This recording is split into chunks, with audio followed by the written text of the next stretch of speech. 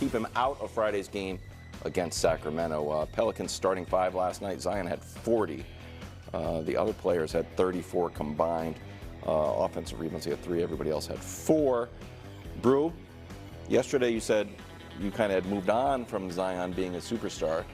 Did this performance silence your doubt, or the fact that he got injured? Well, let me give Zion some credit. I did not see this coming. All right. It was the biggest game of his NBA career.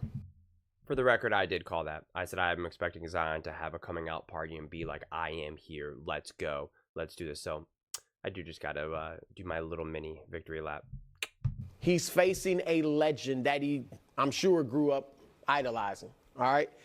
And he had to listen all day, because I'm sure I wasn't the only one, saying, we moved on. He's a nice player, but when we look at the young stars, the future faces of the league, he's not one of them. He had to listen to that all day and maybe all week. And he went out there and played the best game of his career. So I give him props for that. The problem, of course, is he got hurt. The game was actually a microcosm of his career. That is correct. It's never been his ability. It's been his availability. Yeah. And he was fantastic. As we knew he's averaged 27 points a game for a season, 26 points a game for another season. We know he can play, and what he did last night was great. And we know he's capable of that. But then he got hurt. And now, so he ended the doubt. Rather than silence the doubters, he actually probably heightened the questions again of, can you ever count on him? And Wilds, you nailed every element of this game except for the winner. Like the Alvarado part of it. No, but like the Zion, it was really looking like it was going to be your. Yeah. So I'm more interested in what you have to say than what I have to say. I was kind of upset that he left the game. Not like, oh, you should buckle down. I was just like kind of sad that we were right up against the finish line of getting a big victory over LeBron, and then it just kind of the injury bug bit him. And I was just like kind of bummed out, to be honest with you. What you said in the beginning there, I'll take a step further. It was a weird departure.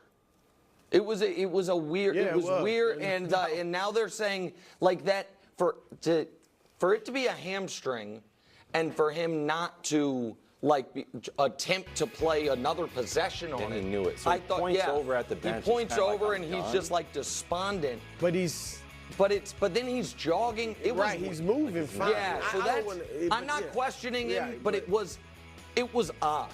Yeah. You know what I mean? And for them to now also be saying definitively out Friday and going to be reevaluated. Look how he goes back. That's what makes it weird. Right. He's not. But it is a microcosm. Frustrating, a little confusing. Yeah. You see the high. I get what they're saying in that, right? It's one of those things where he gets injured and it's like he's still kind of moving, and you're kind of like, wait, can't you kind of, battle this out?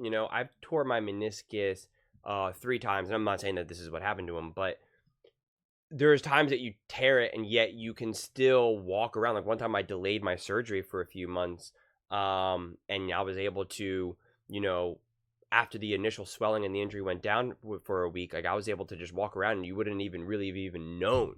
I even continued to work out and exercise and do sorts of things, but it could randomly get, flare up or get re-triggered and you get the inflammation, and then it's like practically like it feels like you just, tore it again. And so this injury is one of those things where it was like, clearly there was something very specific going on where he can, and again, when you tear your meniscus, you feel it. After I tore it the first time, I knew the second time, and I knew the third time right away. I knew immediately. It was like, okay, I tore it, and I just knew it. And so I'm just curious if this is a situation with Zion where he hurt himself. He knows he's hurt. Sure, he can kind of walk around, but he knows he can't be explosive. He can't jump. He can't, he can't do the things that he needs to do. And if he does, it'll only make things significantly worse. But it is, it is weird because usually when someone can't play, it's like, they're limping, they can barely move, they need to be helped off, it's like a whole thing. And that was not the case. He kind of just like walked off and was all angry and like threw the towel. So it was weird in that regard, but I do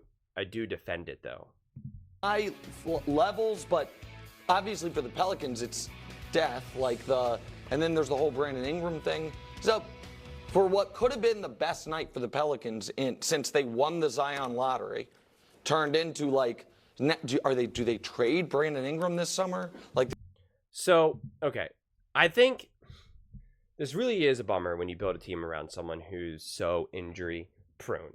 I'm coming from Philly and have seen this unfold for years with Joel Embiid and the Sixers. And, did Zion silence any doubters?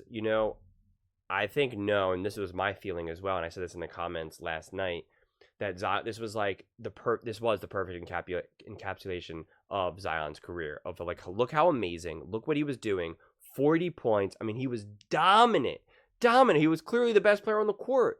He was playing hard defense, hard offense. I mean, he was tearing it up, and he was absolutely poised to have the Pelicans beat the Lakers. There's just no doubt in my mind. I've already unpacked this in multiple videos that I posted today, so feel free to check those out.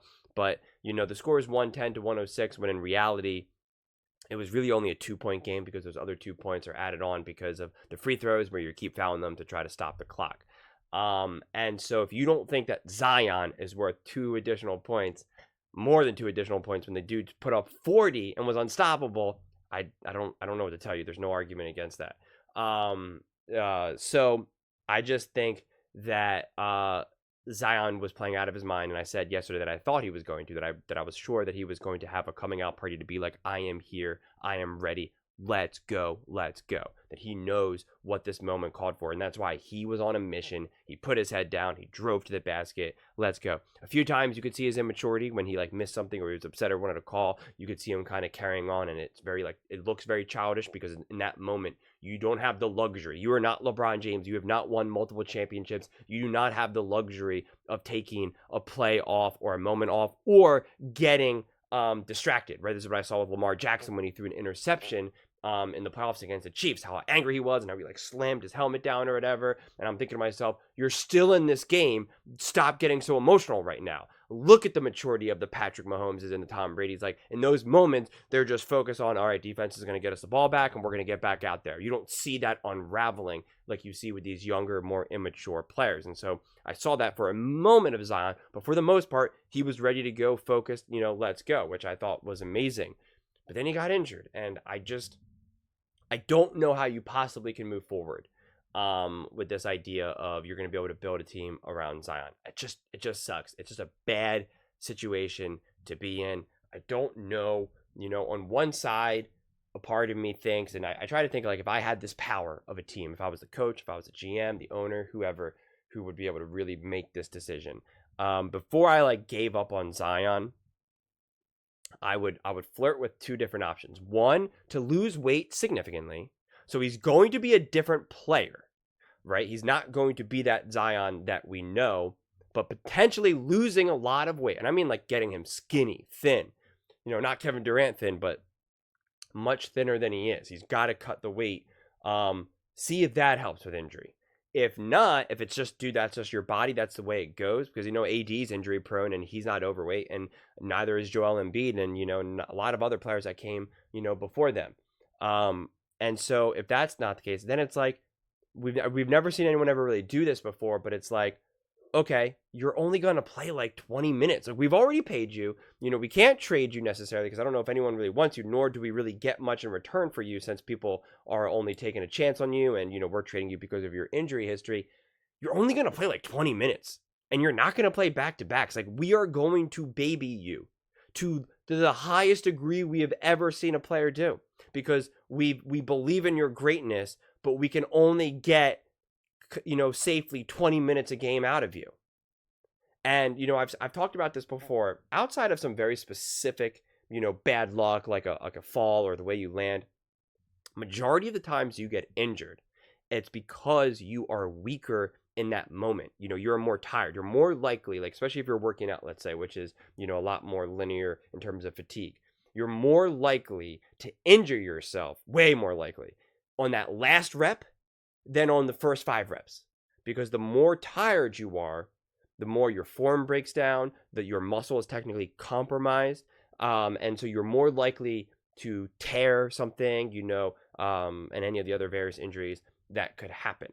It's why it's often people get injured on that last run of the day, the last when they're skiing or snowboarding, or the last, pickup when you're playing ball and you're playing pickup. Like, of course, people can get injured, within the first 2 minutes, of course, but a lot of times, especially those non-contact injuries, it's like at the very end of the day, you've already been running up and down for the last hour, 2 hours, and that's when it happens. And so there is, in theory, you keep Zion fresh. He's only playing 20 minutes. That's it. Like, maybe he doesn't even play at all for the first half. Seriously. I'm just trying to think outside the box when you have someone who has the potential to be as amazing as him, who cannot stay healthy. If Joel Embiid gets injured again during this playoffs or the next season and gets injured again, what do you have to lose? You can't get these guys to be healthy into the playoffs. So it's like, you know what, man? You were only playing in the fourth quarter. I don't care what the league says. I don't care what anyone says. You get injured all the time. This is the reality. You're only going to play the fourth quarter. That's it. You're going to ball out in the fourth quarter. I'm not saying that it's ideal. I'm not. But it's just like you want to try something.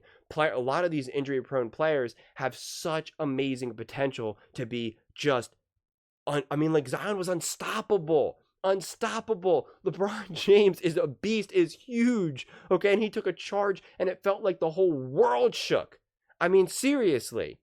LeBron for a second probably thought that he was back to being 20 years old and was like, whoa, where am I? Did my career just start? Why am I in a Lakers uniform right now? I thought I got drafted by Cleveland.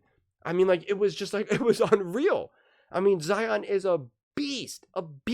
And I would hate to keep seeing this be his path where he just is injured, and then he's not injured for some games, and he's injured, not injured, not injured.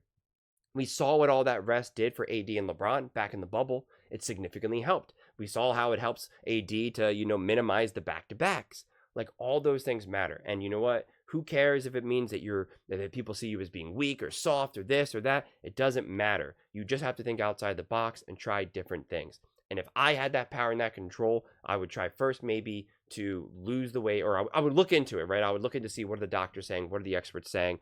Is he getting these injuries because it is weight, conditioning? What is it? Or is it just he's got bad luck?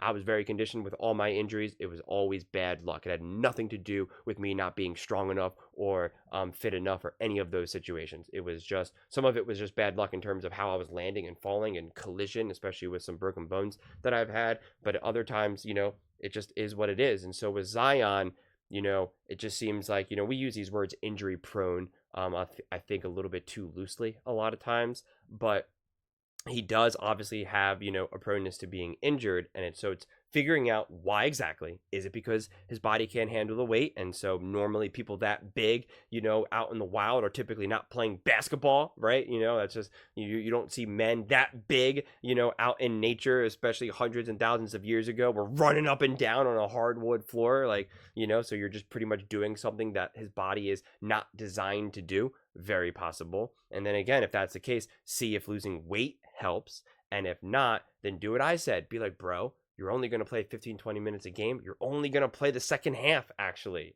right? You're going to play the entire first quarter and the entire fourth quarter. That's the way it's going to go. Or you're going to play 5 minutes of each quarter. That's it. You're going to finish out the end of every quarter. 5 minutes of every quarter. I don't know. You just think outside the box. You try different variations, and see if you have success. You have nothing to lose.